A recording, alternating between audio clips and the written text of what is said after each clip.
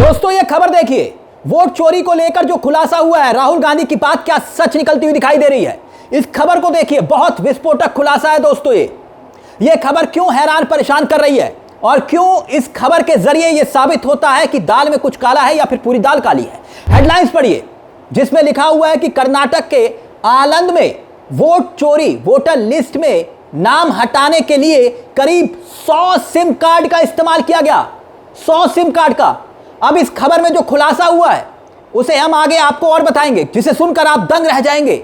मगर उससे पहले दोस्तों गौर कीजिएगा कि राहुल गांधी लगातार जो खुलासे पर खुलासे कर रहे हैं, जो दावा कर रहे हैं, उनमें से एक खुलासा कर्नाटक की जो आनंद विधानसभा सीट को लेकर किया है इस बार, यानी कि दूसरा खुलासा, उसी को लेकर अब यह खबर सामने आई है।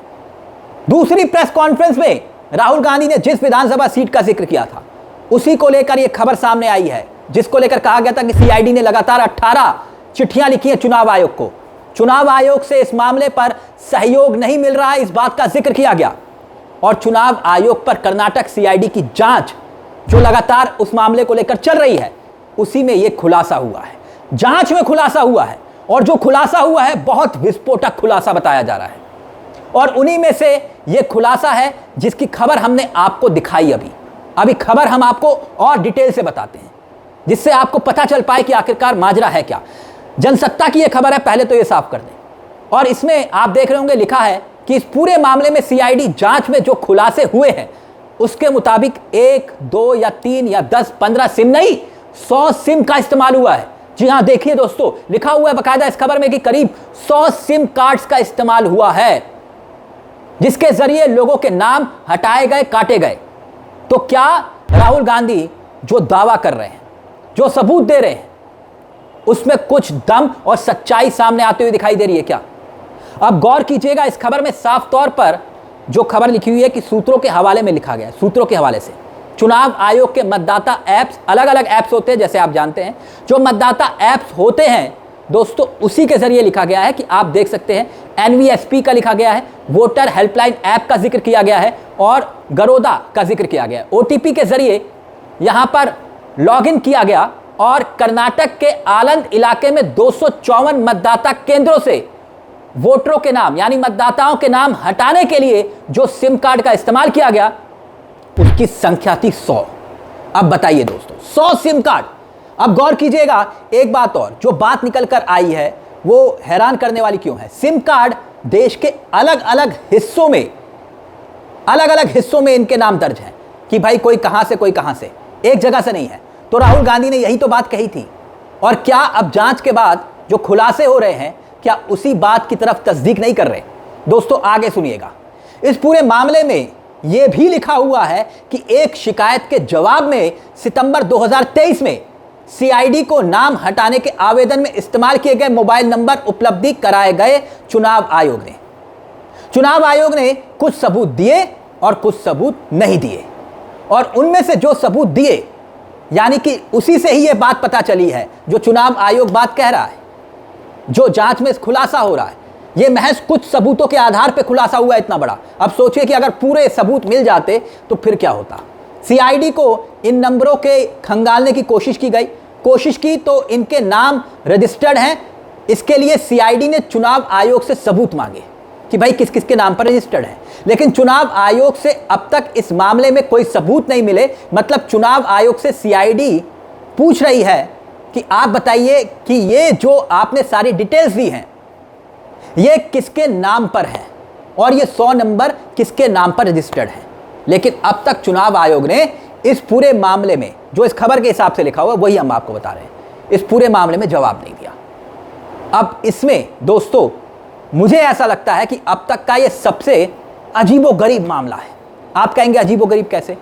अगर वोटर डिलीशन हो रहा है तो ना केवल 100 सिम कार्ड्स का इस्तेमाल होता है, बल्कि देश के अलग अलग हिस्सों से ये सिम कार्ड इशू किए गए हैं, है कि नहीं? बताइए, खुद बताइए। और इसी खबर में यह बात लिखी हुई है, क्या लिखी हुई है दोस्तों? जो सिम कार्ड इशू किए गए हैं देश के अलग अलग, ना सिर्फ अलग अलग हिस्सों से हैं, बल्कि ये फर्जी आई कार्ड का इस्तेमाल इसमें हुआ है। तो क्या ये खबर ये नहीं बताती कि मामला वाकई में गंभीर है? अब सवाल एक और, सवाल ये दोस्तों कि भले ही भारतीय जनता पार्टी सामने आकर ये बोले कि भाई इस मामले में दम नहीं है, राहुल गांधी गुमराह कर रहे हैं, झूठ बोल रहे हैं, ये हार की छटपटाहट है, तो फिर जांच में ये कैसे खुलासा हो रहा है? और अगर राहुल गांधी झूठ बोल रहे हैं तो एक बात हो, या सबूत झूठ रख रहे हैं, तो क्या आपको ये लगता है, आप खुद बताइए, कि राहुल गांधी पर बात बात पर हलफनामा मांगने वाले राहुल गांधी से कि भाई ज्ञानेश कुमार जी की हलफनामा दो, वो अब तक चुप रहते? 7 अगस्त को राहुल गांधी पहली प्रेस कॉन्फ्रेंस करते हैं और पहले खुलासा करते हैं तब, और अब आ गया अक्टूबर का महीना, यानी अक्टूबर आने वाला है, और चुनाव आयोग अब तक चुप है, खामोश है, सवाल का जवाब नहीं दे पा रहा। तो आरोप राहुल गांधी ने लगाए। देखिए, इस खबर में एक और बड़ी बात है, वो ये कि पूरे मामले में सीआईडी द्वारा कहा गया है कि जांच के दौरान आईपी लॉग उपलब्ध करवाइए। अध्ययन करने के गंतव्य आईपी और गंतव्य पोर्ट गायब पाए गए, इस खबर में लिखा हुआ है। इसलिए अनुरोध है संबंधित अधिकारियों को यह जानकारी उपलब्ध कराने के निर्देश दें। मतलब सीआईडी ये कह रही है कि भाई हमने जांच की तो हमें आईपी लॉग मिले। अब आईपी लॉग मिले तो हमने चुनाव आयोग के द्वारा ये आईपी लॉग मिले, लेकिन जब हमने इसको स्टडी किया, यानी खंगालने की कोशिश की, तो आईपी लॉग बेसिकली कहां से है, वो संचालित कहां से हो रहे हैं, उसका पोर्ट क्या है, ये पता करने के लिए हमने और जानकारी मांगी चुनाव आयोग से, जो अब तक हमको जानकारी उपलब्ध नहीं करवाई गई है। अब दोस्तों, इस खबर से हटकर मैं एक बात और आपके सामने रखना चाहूंगा। राहुल गांधी की दूसरी प्रेस कॉन्फ्रेंस थी, आपको याद होगा, 7 दिन के भीतर, यानी कि जब उन्होंने प्रेस कॉन्फ्रेंस की 7 दिन के भीतर आपने देखा होगा कि चुनाव आयोग ने ई सिग्नेचर और आधार ओटीपी का प्रावधान कर दिया, जो अब तक नहीं था। तो कांग्रेस पार्टी ने इसको लेकर क्या कहा, चुनाव आयोग की आलोचना करते हुए कहा कि आपको अब होश आया है, जब राहुल गांधी ने खुलासा किया। बकायदा राहुल गांधी ने खुद सोशल मीडिया पर ट्वीट करते हुए लिखा, अब ताला लगाने की याद आई आपको। उस खबर को ट्वीट करते हुए राहुल गांधी ने अपनी बात को लिखा था कि अब ताला लगाने की याद आई। यानी राहुल गांधी 18 सितंबर को प्रेस कॉन्फ्रेंस के बाद, जब राहुल गांधी ने दूसरी प्रेस कॉन्फ्रेंस की, दूसरा खुलासा किया, ज्ञानेश गुप्ता ने एफिडेविट तो नहीं मांगा, लेकिन गलती स्वीकार करते हुए कहा चुनाव आयोग ने कि नियम बदल दो। नियम बदल दिए, वो भी 6 दिन के अंदर। दोस्तों, जरा सोच कर देखिए, तो क्या अब ये खबरें नहीं बताती कि राहुल गांधी जो सबूत रख रहे हैं, जो दावा कर रहे हैं, उसमें कहीं ना कहीं कुछ ना कुछ दम जरूर दिखाई दे रहा है? और अगर दम नहीं होता तो क्या भारतीय जनता पार्टी और चुनाव आयोग अब तक राहुल गांधी को बेनकाब नहीं कर देता? जरा सोच कर देखिए कि राहुल गांधी एक के बाद एक खुलासा कर रहे हैं और भारतीय जनता पार्टी चुप, चुनाव आयोग नियम बदल रहा है, और वो भी राहुल गांधी के खुलासे के बाद। यानी जो एफिडेविट मांग रहे थे, हलफनामा मांग रहे थे राहुल गांधी से, वो राहुल गांधी के खुलासे के बाद अपने नियम बदल रहे हैं। अब ये नए खुलासे को लेकर आपकी क्या राय है, हमें कमेंट बॉक्स में जरूर बताइएगा। मुझे तिलक चावला को दीजिए इजाजत। चलते चलते दरख्वास्त, हमारे चैनल को सब्सक्राइब करना मत भूलिएगा, क्योंकि ये मंच आपका है। नमस्कार, जय हिंद, जय भारत।